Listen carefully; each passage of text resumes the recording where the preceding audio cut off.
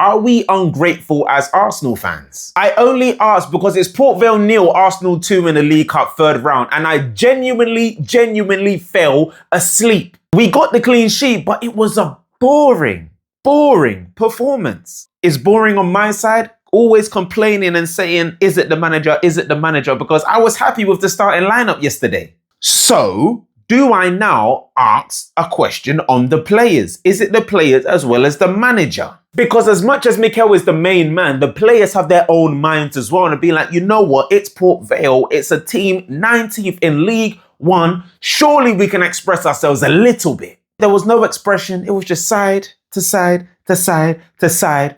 And I ended up falling asleep. I genuinely fell asleep, and I will tell you when. Welcome back to Arsenal TV. I am your host, Dini, and this video starts right now.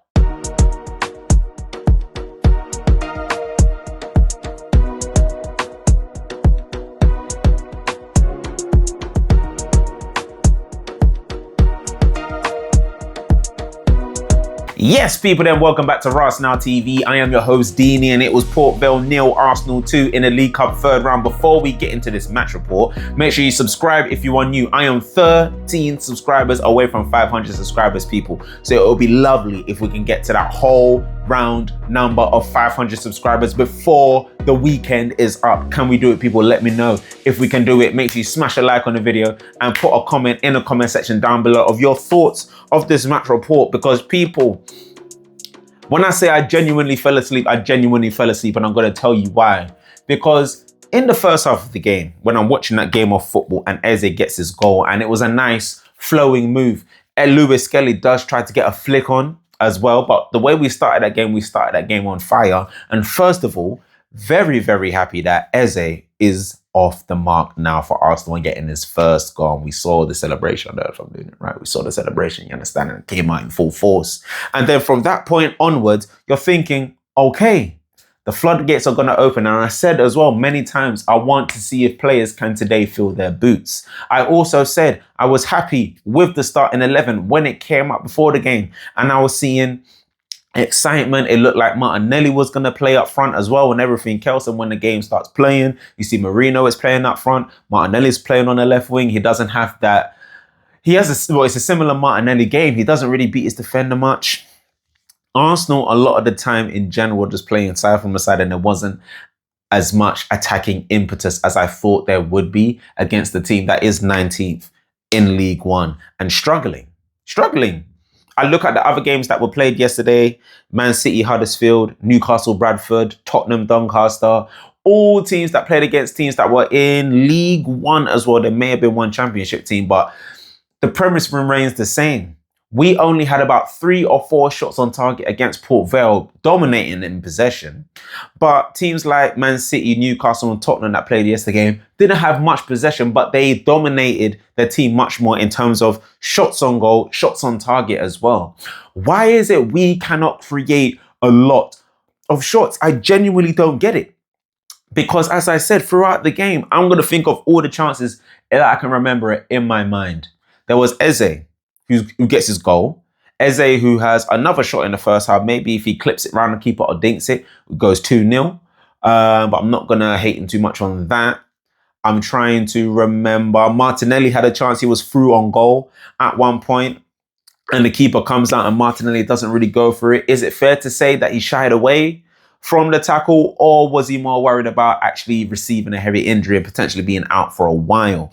Because in times gone by, even in the last 10, 15 years or so, players are more than likely going in to try and get the ball. But with the amount of injuries that we've had, and to be fair to him, the amount of injuries he's had, maybe he thought, you know what, best not, we'll probably still win the game anyway. It doesn't go for the ball. But as I said, the Eze chance where he has his second shot, Martinelli has a chance. Dowman plays in a beautiful ball for Gyökeres in behind the defense. And Gyökeres, now, he could take a split second more and get that shot off. I mean, a split second less and get the shot off. But then again, at the same time, it was brilliant defending from the Port Vale player. But those were the only real chances that I can remember us having. And the fact that I can count the amount of chances that we had on my hand is ridiculous for a Premier League team that also has been struggling to find form. You're thinking if you're coming against a position that's lower than you in the pyramid, surely you're able to flex your muscles a bit more. And we didn't flex one bit. I mean, we flexed in terms of possession, but in terms of like saying, okay, we're going to fill our boots today. Martinelli's going to get a couple of goals. Marino might get a goal. Eze might get a couple of goals. We never actually really went for it. And that's what's disappointing, because when you watch a game of football, you want to be entertained. You genuinely want to be entertained. There are some games where you understand, you know what? This is not even about entertainment. It's about getting the job done. This was one of the games where we want to be entertained. And we weren't entertained yesterday. And I fell asleep. And then I fall asleep. I think I fell asleep with the last 10 minutes of the game. I missed the Trossard goal. I did miss the Trossard goal. That was a beautiful assist by Saliba as well. Over the top, long ball, route one. And Trossard just said, yeah, you know what? I'm just going to shoot on sight. And boom, he slots it in the bottom corner to the right of the goalkeeper. And that was it. That was mainly all I missed. But it wasn't keeping me awake because it was so boring. I thought it was just going to peter out to another 1-0 win.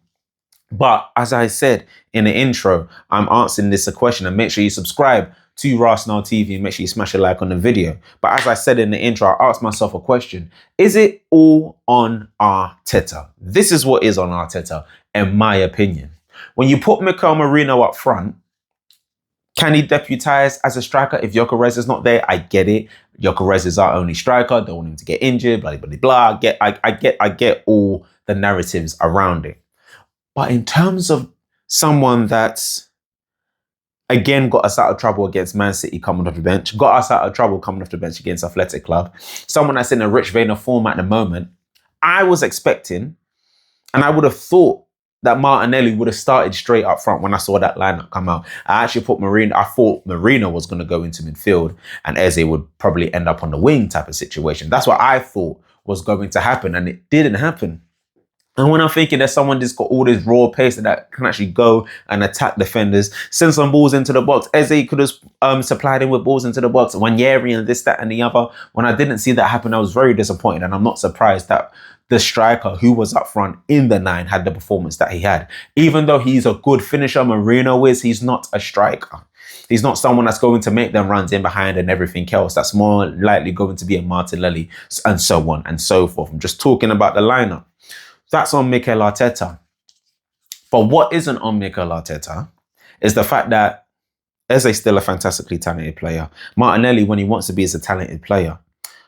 Saka, when he wants to be, he's just coming back. To be fair to Saka, he is just coming back. But when he wants to be, we had more than enough talent on that pitch to show a bit more creativity. Yes. Does the manager have instructions to give to his players that they need to follow up? Blah, blah, blah, blah. Yes, I get all of that. But where's the improvisation gone?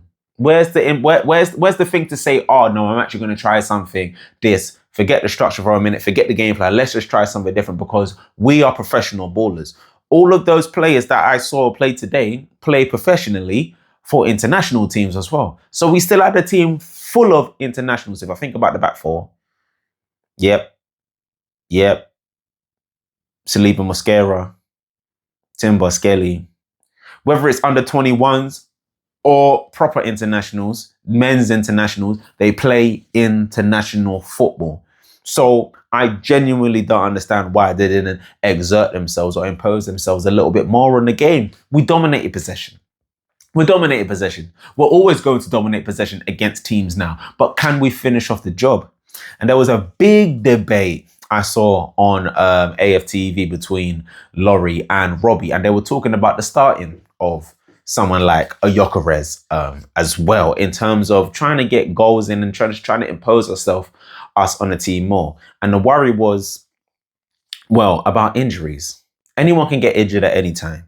But we need to stop worrying about injuries more so.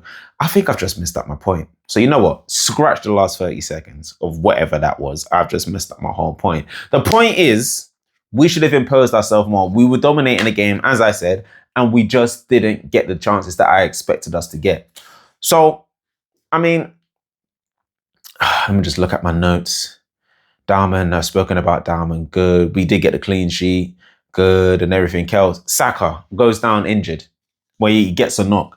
That's my main worry, was players getting injured in this game. But other than that, at the end of the day, Arsenal went through 2-0 away from home, got the job done, and we take on Brighton in the 4th round of the League Cup. But that's for another time. Why I'm still worried about this performance a lot is because the fact that we have Newcastle on Sunday and we haven't seen anything different to what we've seen in the season already. Whether it's been Champions League, League Cup now, and Premier League, we haven't seen anything different. It's the same structure. It's the same sideways football. There isn't enough improvisation. And now I'm worried about the lineup that's going to be put on for Newcastle on Sunday as well, because they are going to be a very physical team. And do I expect Mikel Arteta to play that midfield of Zubimendi, Rice and Marino? Sadly, I do, because I don't think he would have learned his lesson. He should have. When he brings on a Eze and a Saka at halftime against Man City, you don't have the creativity in midfield. You need a creative player in there, but the creative player also needs to step up as well. Now, to be fair to Eze, he did score his goal.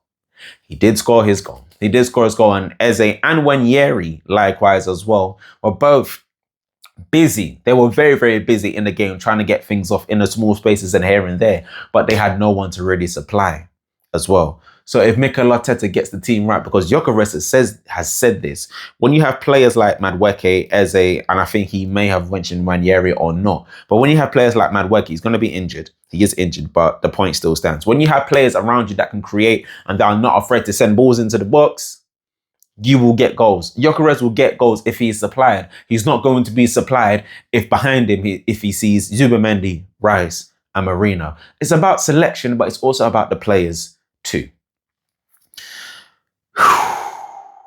My Lord, my Lord. And all we want is just to see a good game of football. A fun game of football that's inciting, that's inventive, where we dominate possession, but we tear the team to shreds. And we haven't seen Arsenal tear a team to shreds while dominating possession as well from open play. It remains to be seen. I thought we were going to see it yesterday. We didn't.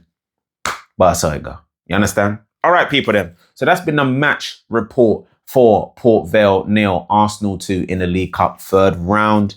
And we move on to Newcastle. But there has been some major breaking news today, and I'm going to put that in another video. So make sure you're subscribed to Arsenal TV. Make sure you smash a like on the video and make sure you leave a comment in the comment section down below of what you thought of this video. We are into the 4th round of the League Cup. We are still in. It was a clean sheet, but we are facing Brighton at home at the Emirates. And as we know, I'm pretty sure Brighton beat us in the League Cup a couple of seasons ago. Anyway, so we're going to get into that. But major breaking news has broken today, and I will let you know on Arsenal TV in a few moments' time. Love and guidance, people. Peace.